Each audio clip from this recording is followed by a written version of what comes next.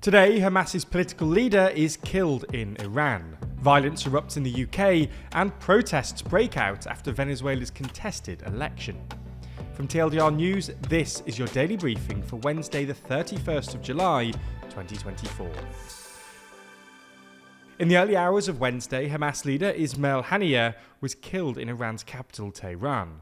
Haniyeh's death was confirmed by Iran's Revolutionary Guards, hours after Israel said it killed a senior Hezbollah commander in the Lebanese capital, Beirut.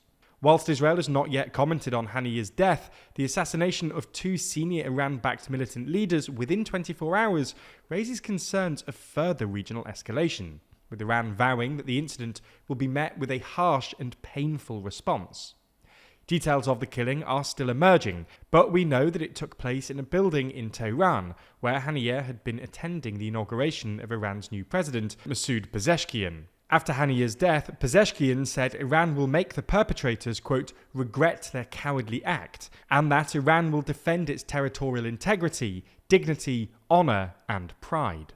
If it's confirmed that Israel was behind the attack, this would be their second political assassination of a senior Hamas leader in 2 weeks. Earlier this month, military leader Mohammed Deif was attacked in an airstrike in Gaza and is now believed to be dead. These killings signal Israel's readiness to carry out political attacks inside other countries, specifically its arch-enemy Iran, despite growing concerns about possible Israeli violations of international law. But whilst we await further details, the political impact is already clear. Peace efforts will be increasingly difficult. Haniyeh, who was Hamas's political and diplomatic chief since 2017, and who was one of 3 Hamas leaders under an ICC arrest warrant, played a critical role in ceasefire negotiations brokered by Qatar, the US, and Egypt, and his death is likely to cause significant damage to negotiations. In April, after an Israeli airstrike in Gaza killed 3 of Haniyeh's sons, plus 4 of his grandchildren, Haniyeh said, "The enemy will be delusional if it thinks that targeting my sons at the climax of the ceasefire negotiations and before the movement sends its response will push Hamas to change its position." Essentially, Haniyeh was saying that targeted revenge operations do little work towards peace in the Middle East, something echoed by Turkey's foreign ministry, which has, in the wake of Haniyeh's killing, accused Israeli Prime Minister Benjamin Netanyahu of having no intention of achieving peace. Other countries in the region have also condemned the assassination, with Pakistan calling it a reckless act, and Qatar calling it a heinous crime, a dangerous escalation, and a flagrant violation of international and humanitarian law.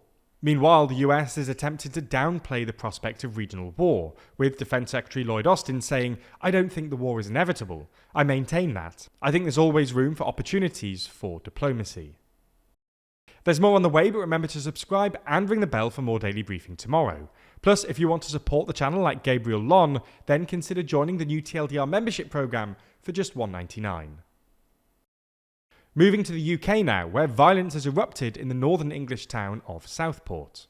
The background to the violence began earlier this week, when a knife attack took place at a Taylor Swift-themed dance class. The police have confirmed that 3 girls, aged 6, 7 and 9, were killed. A 17-year-old has been arrested by Merseyside police in relation to the attack, and is being held on suspicion of murder and attempted murder. The police are still attempting to determine a motive, although the police have clarified that the incident is not being treated as terror-related, nor are they looking for anyone else in connection to the incident. Despite this, speculation online is rife about the exact motive of the suspect. Last night, violence broke out in the town after a mob amassed around a mosque. The protesters claim that the police were not telling the truth about the suspect's motives, and were spotted throwing bricks, stones and masonry at police. In total, the North West Ambulance Service claimed that 39 officers were injured and 27 were taken to hospital. Several reports brand the protesters as far-right. Venezuelans took to the streets on Tuesday to protest President Nicolas Maduro's proclaimed victory in Sunday's election, which the opposition says it won in a landslide. Protesters across the country have seemingly been targeting statues of Hugo Chavez, President Maduro's predecessor and mentor, with at least 7 statues attacked, damaged and some completely torn down. The opposition claims its candidate, Edmundo Gonzalez, won twice as many votes as Maduro, based on the 90% of vote tallies it's been able to access. However, the country's electoral authority claimed that Maduro had in fact won with 51% of the vote. The opposition, international organizations, and neighboring countries, including the left-wing governments of Colombia and Brazil, have demanded Venezuela's electoral authority to make the vote tallies public. The US-based Carter Center, which observed the vote, said the election did not meet international standards of electoral integrity and cannot be considered democratic. President Maduro has denounced the protests, which he says are being fomented by opposition leaders, and his defense minister claimed the unrest amounted to an attempted coup.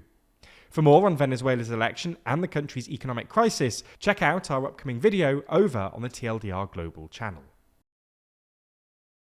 Moving to Belarus now, where a German citizen who has been sentenced to death has just been pardoned. Rico Krieger was arrested in October last year on suspicion of acting as a mercenary and planting explosives. In a video made under duress, Krieger admitted to planting explosives beside a train line, reportedly on the orders of Ukrainian intelligence. He subsequently became the first ever Westerner to be sentenced to death in Belarus. The intervention, though, means not only that Krieger will now serve a life sentence instead, but also that the Belarusian government may be signalling that they're now on board with a potential prisoner swap between themselves and close ally Russia and Germany. All of this came only a few days before Krieger was shown on Belarusian state television in tears and begging for help. This was accompanied by reenactments from guards in balaclavas and truncheons. It's been suggested that this was an attempt by Belarus to intimidate Germany into action. In fact, Belarusian TV has berated Germany for abandoning their own, whilst praising Belarusian President Alexander Lukashenko for being wise and fair.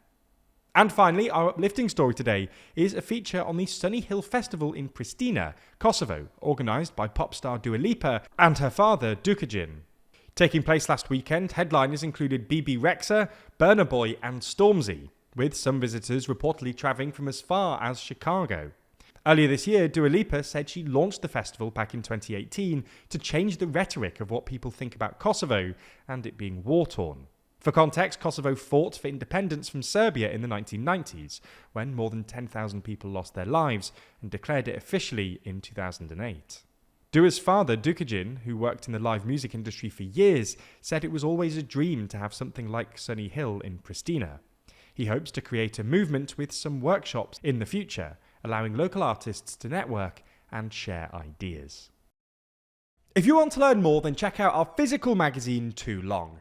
We've been working on this for a while now, but it's about to be printed and shipped. So here's everything you need to know. Too Long is 60 pages of our very best journalism, diving deeper into issues than we can on YouTube. As you can see from the front cover, this issue is focused on the UK general election, explaining what Labour want to do with their new huge majority, what each of the other parties are going to do next, and much more. It's more than just the UK though, with major stories from across Europe and the world, including the US election, the countries who could join the EU, the war in Gaza, and the European elections.